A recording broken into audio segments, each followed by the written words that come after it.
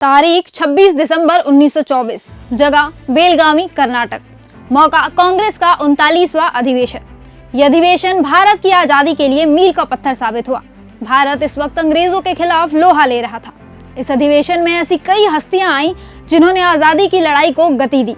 इनमें महात्मा गांधी, मोतीलाल और Jawaharlal Nehru, Lala Lajpat Rai, Rajagopalachari, doctor Annie Besant, Sarojini Naidu, Chittaranjan Das, Pandit Madan Mohan Malaviya, Saifuddin Kitchlew, Abul Kalam Azad, Rajendra Prasad, Vallabh bhai Patel शामिल थे। इसी अधिवेशन में गांधी जी पहली बार कांग्रेस के अध्यक्ष बने।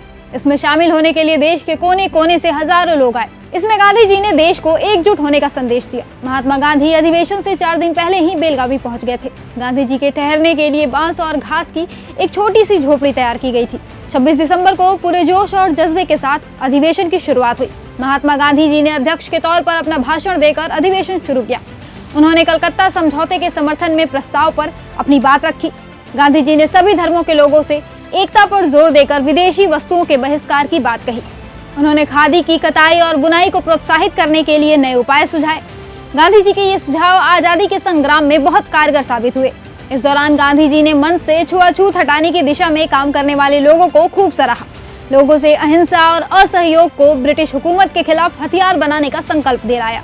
इसी संकल्प का नतीजा 1 साल बाद सविनय अवज्ञा आंदोलन के रूप में सामने आया। बेलगावी की ऐतिहासिक जमीन पर कांग्रेस अधिवेशन के रूप में हुई यह ऐतिहासिक घटना आज भी याद की जाती है। ये इतिहास और गौरव जिस स्थान पर गढ़ा गया, वो जगह आज वीर सौधा के रूप में पूरे भारत में मशहूर है। वीर सौधा इस बात की भी मिसाल है कि कांग्रेस के अधिवेशनों ने कैसे देश और समाज में बदलाव की क्रांति लाई।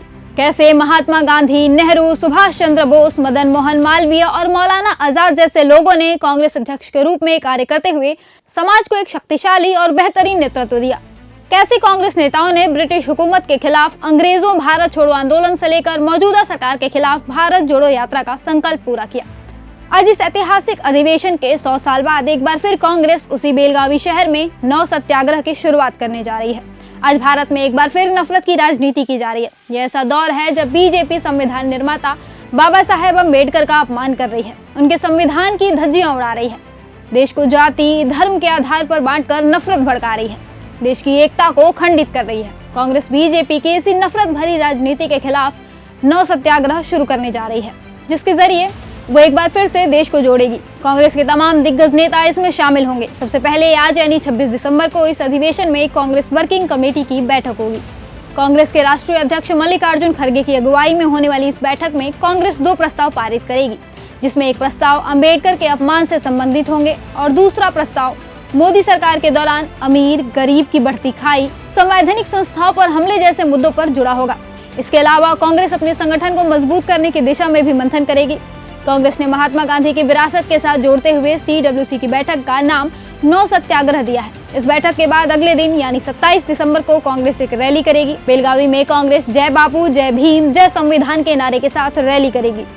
इस तरह कांग्रेस बापू के साथ बाबा साहेब और संविधान को जोड़ते हुए आगे बढ़ेगी। कांग्रेस के इस अधिवेशन से बीजेपी में हड़कंप मचा हुआ है। जैसे भारत जोड़ो यात्रा से राहुल गांधी जन जन तक पहुंचे थे और उनके बीच एक जन नायक बन के उभरे थे, उसी तरह बीजेपी को डर है कि इस अधिवेशन के जरिए कांग्रेस अपने मुद्दों को लेकर जनता के बीच पहुंच जाएगी और बीजेपी की ये जो नफरत भरी राजनीति है उसका भंडाफोड़ कर देगी। खैर, अब बीजेपी कुछ भी कर ले, उसकी सच्चाई देश के सामने आकर रहेगी। कांग्रेस ने भी ये ठान लिया है।